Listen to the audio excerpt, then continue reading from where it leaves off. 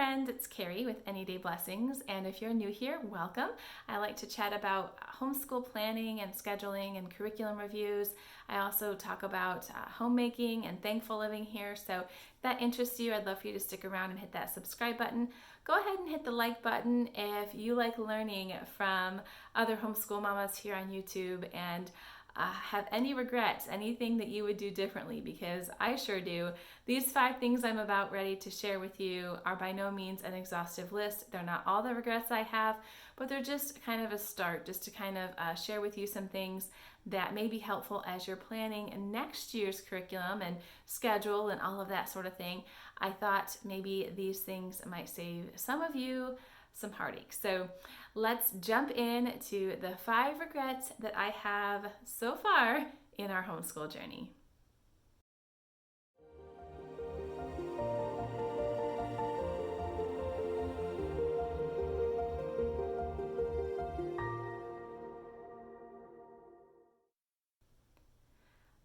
The first regret that I have is delaying language arts instruction. So when I say that, I mean like a formal language arts program. I started off in kindergarten with a traditional homeschool program, very traditional in nature and kind of what you would see in a Christian school. And then starting in first grade with my son, I decided to do a Charlotte Mason approach. And I really used that as my guide. And in that program, in that method, I should say, Charlotte Mason actually suggests delaying a formal instruction of grammar and language arts, and to do a lot oral and to learn from good literature and all of that. And I love that approach, and I think it's a worthy approach, but I don't think for us that delaying language arts was helpful. I think having albeit a gentle approach, I think the gentleness is good, but I think having some sort of formality to grammar would have been tremendously helpful to my son. So I would say my regret is delaying language arts until 3rd grade when Charlotte Mason suggests it. It's age 10, which I think is 3rd or 4th grade for most children, or maybe it's age 9. I don't remember, but we didn't do formal language arts until 3rd grade, and I should have done it in 1st grade for my son. Just to kind of have things repeat over the years so that it wasn't so much at him at one time when we did start a formal language arts program. So that's regret number 1, and it's one that I won't repeat with my daughter. We are starting language arts next year. All right, so regret number 2 is looking at reading lists in like 1st and 2nd grade and kind of picking out books for my son to read from some good literature lists, because we want our kids to, have that richness and all the good things when it comes to a good reading library and reading list. And just made him hate reading, you guys, because I was picking out all the books and he wasn't. And so midway through 2nd grade, beginning of 3rd grade, somewhere in there, I decided to do I pick a book, you pick a book. I pick a book, you pick a book approach. And that saved us. That saved our reading program here. It just allowed him to enjoy reading again, and it really allowed us to not dread reading time together, because I was dreading his reaction to having to read assigned things, and he was dreading having to read things he didn't like. So that is regret number 2, clinging so tightly to those good reading lists. Okay.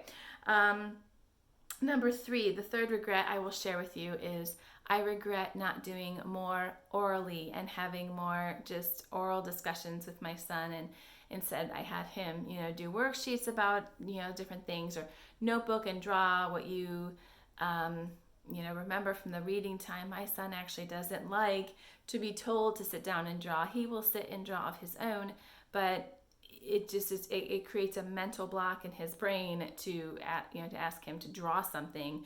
He would rather just tell me about it. He could tell me, loads and loads and loads of information, but if I asked him to draw it, because that was history notebooking and that was part of this whole, great learning through literature approach, right? That did not work. And I wish I wouldn't have held on to that. I wish I would have just done more orally and saved the writing for things like math, where he's got to write out a lot, handwriting, and sentence composition. So I wish I would have not had him write down a bunch of other stuff for history and science at the beginning. So that's regret number 3. Regret number 4, and I'll just kind of stop here. A lot of these things you'll hear me say. My son, well, he's my oldest, and so he's my first go round with all these things. And so unfortunately, bless his heart, he's the mama's guinea pig. And so that a lot of these regrets are going to be related to how I did things with him. And I'm trying to learn from them now as my daughter's going through her school years. So, okay, number 4, the 4th regret I would have is more just kind of general, but I regret doing all the things on every day, like all the things every day. And we didn't do all the subjects every day, but I regret trying to do small little chunks, because that's, again, a Charlotte Mason thing. And I'm kind of realizing we're not really Charlotte Mason people. The variety, the short lessons is great, and that's helpful. But my son actually would prefer to have fewer subjects per day and really, spend time in them and just have less, that he has to check off sort of thing. So we are now to 5 or 6 things that we do in a given day, and Bible time together isn't included in that. And he loves that so much more. Now, we might spend twice as long in history as we did, before, but he doesn't care, because it's like once it's done, that's like one thing he gets to check off, and there are fewer things that we have to check off in the day. So I do regret, again, kind of giving small chunks of all the things every day, because that was just overwhelming to my son, even though the lessons were short. Okay, and the 5th thing that I'm going to share, and again, this is just the tip of the iceberg, ladies. There are so many more things that I'm sure I could have done different, that if I sat and thought about, I would say, yeah, I regret doing this and I regret doing that, but we had to start somewhere, and so I'm giving you the first 5 today. Number 5 is a regret that I think pretty much every homeschooler that's been homeschooling more than 5 years I have heard say.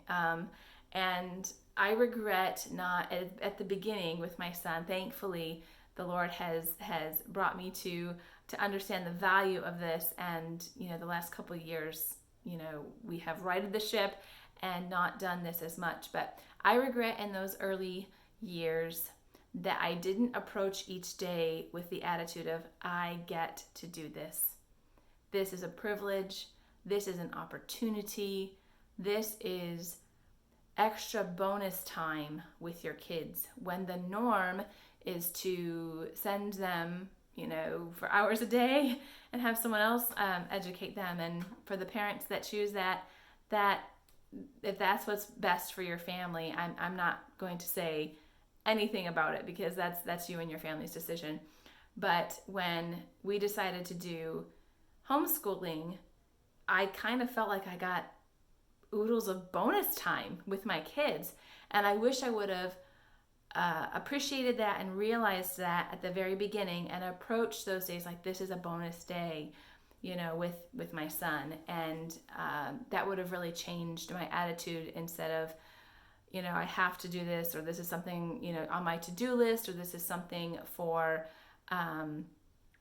that's gonna count, for, his future, or something, like putting all this burden on my head. Like, this is gonna be something, of real importance, that, we've got to really nail this. I wish I would have looked at it more as an opportunity to build a relationship with my son, an opportunity to spend more time together as a family, and to know what he's learning, so that we could have meaningful discussion about it, pretty much anytime we wanted. I kind of, began to grasp that idea again between 2nd and 3rd grade or so. In the last 2 years, you guys, approaching each day with the, I get to do this. We get to learn together. I get to see him, be all excited about this or that, or, my daughter, I get to teach her to read. It was so fun to teach my son to read. I get to do that today. Not saying that every day is going to feel like a privilege, or every day is going to feel like just, fireworks and confetti are flying everywhere, but it's definitely a change in mindset to think of an I get to versus an I have to. And it comes through to your kids, and it makes your whole homeschooling experience much more rewarding. Along with that, I wish, this is kind of a sub 5B, a sub regret, is that I wish that, I would have taken the more using our whole home to homeschool and not making school so formal, where I had a dedicated room and we went to this space and we did it, and I kind of segmented school away from like just our normal life. And so I wish that I wouldn't have done that. I regret doing that, and I'm so glad now that we no longer do that, because it really just doesn't make school feel so much like a chore. It just makes it feel like something we do together. And so that's just, what I've learned, the things that I've kind of come to regret a little bit, but I don't live with those regrets, now in the present, and I'm not taking them into the future. By God's grace, I'm just going to say, okay, we're not going to do that again. We're going to move forward and keep learning. And probably there's things that we're doing right now that Carrie in the future 5 years would say, I regret doing that.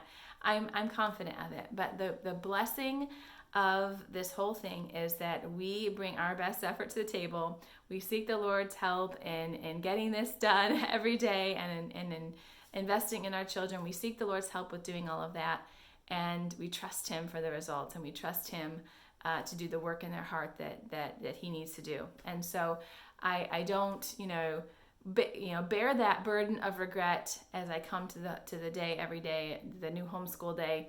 But I thought I'd share them with you because they're things like lessons learned, things that I wouldn't do again, that maybe I could help you avoid some of those things if you're kind of seeing the effects that I mentioned here in my video. So that's what I have for you today. I'm sure I'll have more regrets to share with you, some more lessons learned, some things I wouldn't do again. But I hope that these are helpful to you, and I will catch you in the next video.